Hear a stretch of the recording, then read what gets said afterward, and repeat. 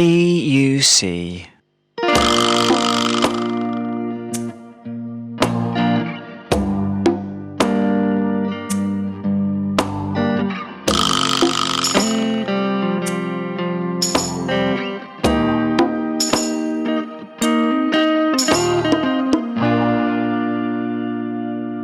Hello to you out there, and welcome to our podcast, the Enabling Space Voices of Civil Society Resilience, an EUC podcast that shines a light on both the threats to and opportunities for the enabling environment around the world. I am Clarice, and very happy as always to be with you.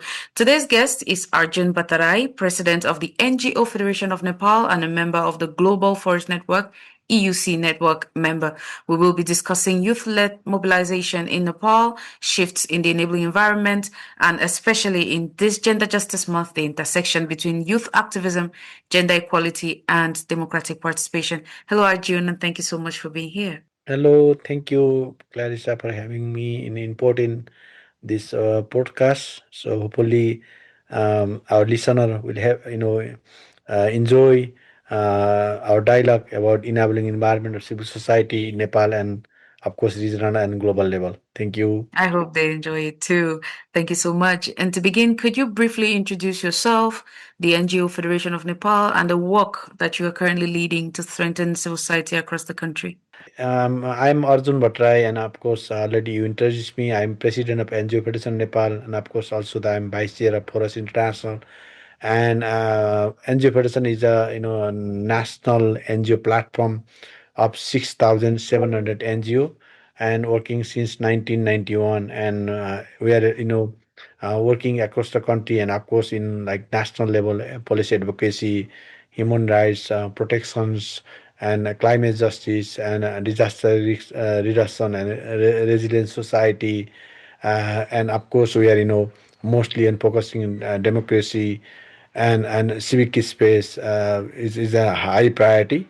Working with the marginal community, especially focusing on the women's group, youth associations, and disabled society, LGBTQ, and it's like a kind of multi-stakeholder platform of the civil society, engaging on SDG and broader framework of the government.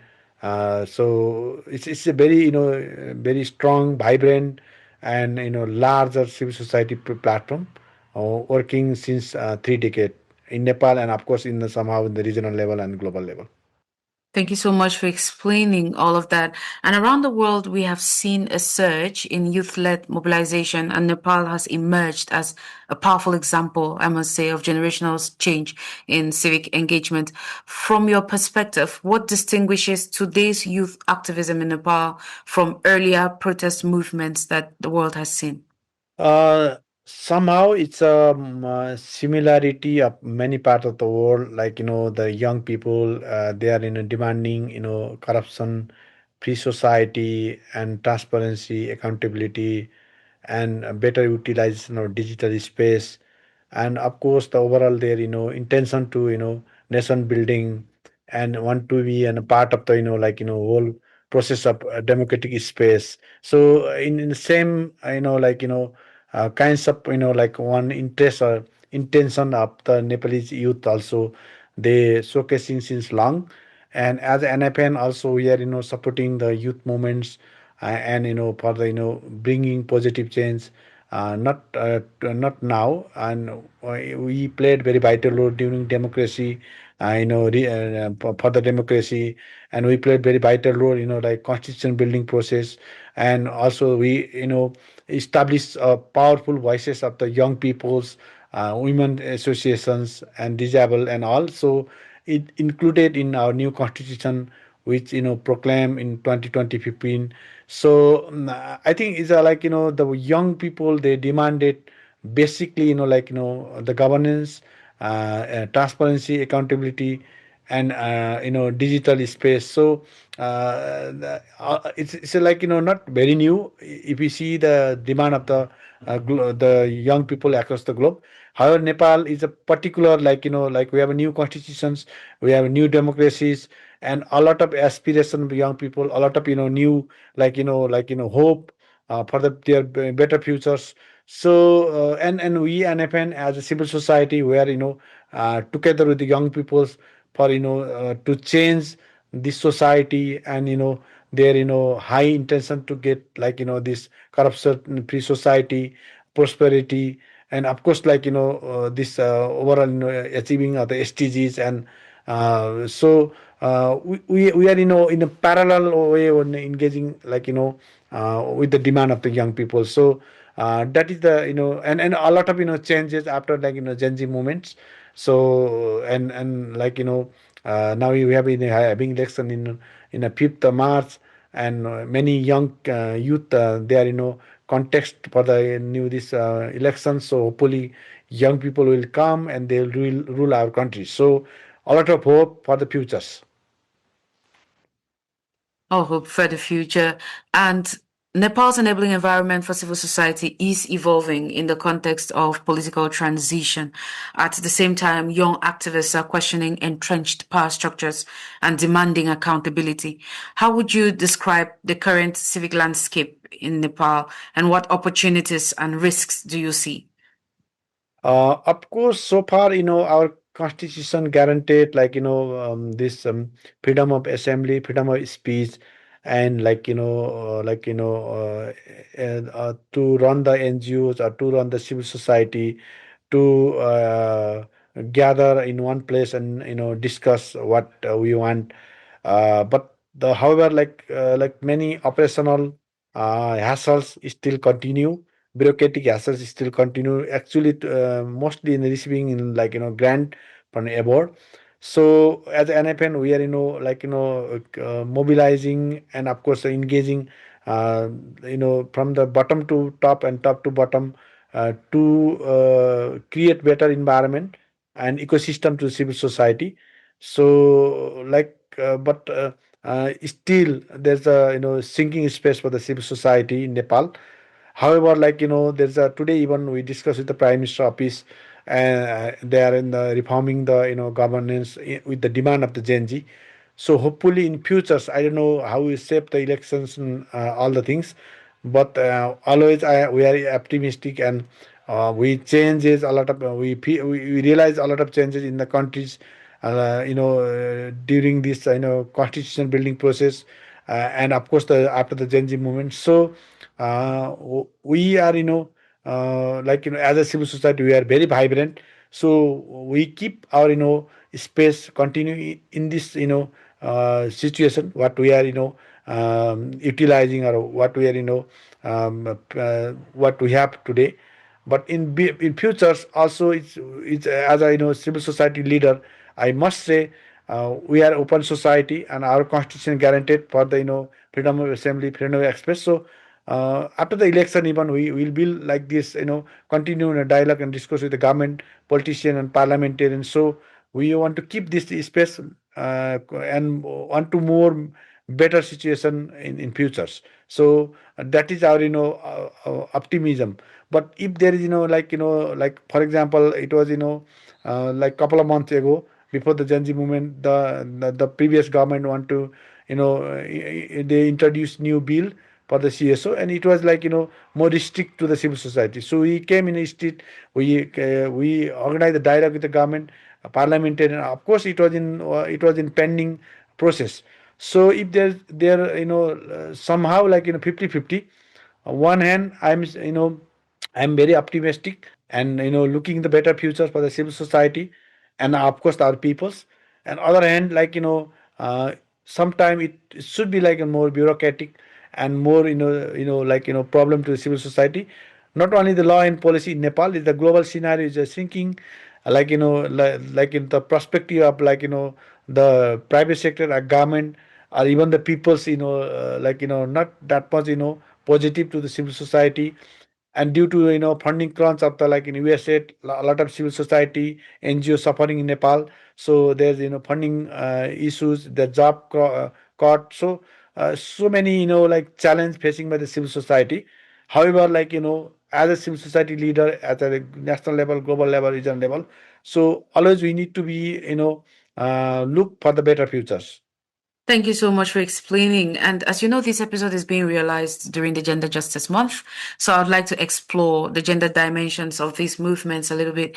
Young women and feminist activists are often at the forefront of civic mobilization, but they also face disproportionate risks from online harassment to exclusion from decision making spaces. How are gender dynamics shaping youth activism in Nepal today? It's very important question. So in Nepal, still like there's a like even like more than 20% the girls they're getting like in different kinds of threat and violence like and recently the this digital space also increased to threat and violence to the to the girls. So as a civil society we must like engaging a different activity. Even we are today we organize one meeting from like this how to engage in the CSW. So we are submitting a report on behalf of Nepali civil society, compiling report, and even we are in participating in New York. Our deputy vice chair also joining there. So we are engaging a lot of like this against the violence and against the like this like bad utilization of like digital space. And also we are encouraging the young and the girls in a different like political forum.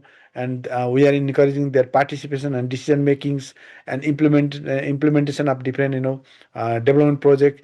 Not only the civil society, also the government. So it's very important in our like young Gen Z girls are they are very active. And our rate of education is very high of the girls than the even the men. It's a very good scenario. Other hand, like there's a child marriage increasing, child labor like still in Nepal. So there are many issues. So NFN is like working with like different like child led organizations and girls led organizations and leading like different momentum. And also creating pressure to government to stop like like child marriage, or like to stop the child labors. And all of course like their participation on provincial level or district levels, or local government and national level in different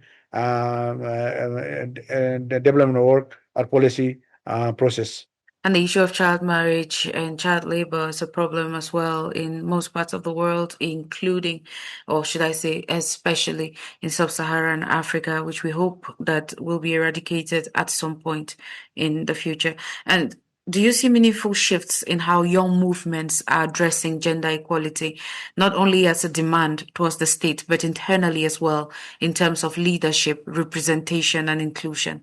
Yeah, of course, like we NFN also creating CSO youth forums. So we are like mostly encouraging more than 50% to girls participation, or young Gen Z participation in our dialogue and discourse.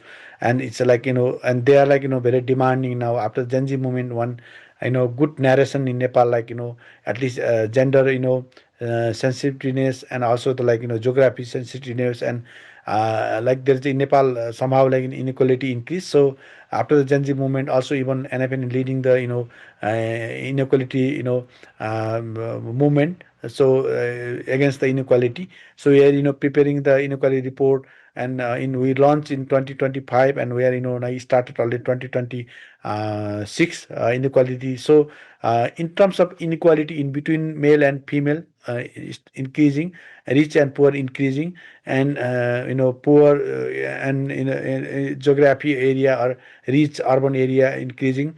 So we are as a civil society, as a activist, so we encouraging to balance in terms of their population, in terms of their demand. So we are very positive to change the narrations. And also like they are girls also very demanding, and young girls especially, they want like equal position as a man. So this is the somehow is a good sign. And also the family narration also changing. And in terms of also civil society organizations, we are encouraging many girls in the job or in different like leadership roles.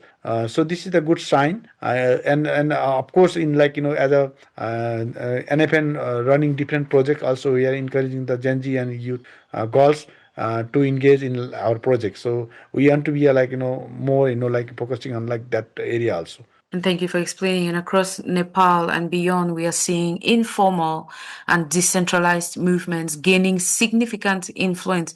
What does this shift mean for more established NGOs like NFN, and how are organizations adapting to their roles in this evolving ecosystem of activism? Of course, this is very important. So we are changing even our strategy. We revised our strategy after Gen Z movement. So we are encouraging young peoples in like our in different like level of leadership positions and in projects activity. So and especially focusing on the girls, and girls not only so also we are looking like an intersectionality within girls. Okay, like disability girls or Dalit girls or marginal girls. So what their situation, so how we can encourage to in different project, and not only project, also the leadership role, and also the different government portfolios. So we are looking very in depth to intersectionality within gender issues.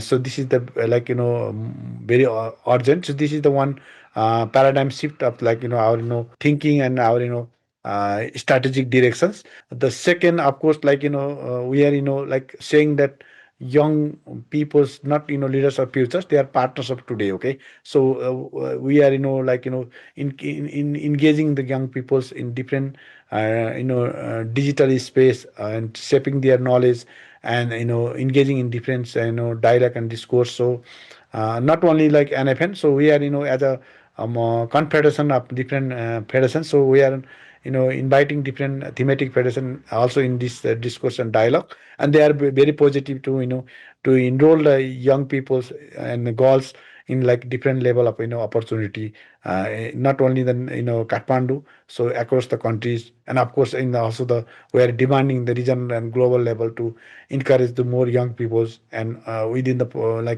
intersectionality priority.